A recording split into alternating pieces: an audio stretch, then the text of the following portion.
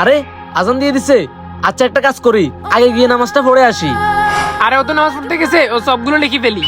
नादान को इस बात का बिल्कुल नहीं पता वो तो इज्जतमंद আরে এই ইটটা রাস্তার মধ্যে পড়ে আছে, এক কাজ করি এই ইটটা ফালাই দি।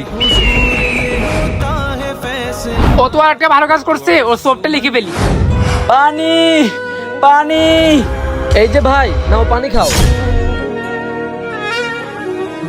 ও আর একটা ছেলেকে পানি খাওয়াইছে, ও সবটা লিখে ফেলি। ভাই আল্লাহর ঘর মসজিদের জন্য যে যা পারেন সাহায্য করেন। ভাই আল্লাহর ঘর মসজিদের জন্য যে যা পারেন সাহায্য করে। এই দাঁড়াও, তোমরা কিসের টাকা তুলতেছো? ভাই আমরা আল্লাহর ঘর মসজিদের জন্য টাকা তুলতেছি, আপনি যা পারেন সাহায্য করেন। কিসের টাকা? এসব ধান্দাবাজি বন্ধ করো, যাও এখান থেকে। আসছে টাকা তুলতে। তুমি ওর সকল সওয়াব কেটে দাও, কিন্তু কেন? কারণ ও আল্লাহর কাছে বাধা দিয়েছে, আর আল্লাহর কাছে যে বাধা দেয় আল্লাহ তাকে পছন্দ করে না। ওর সকল সওয়াব এখন গুনাহে পরিণত হবে। আল্লাহ সকলের গুনাহ মাফ করে দেখ, কমেন্টে বলি আমিন।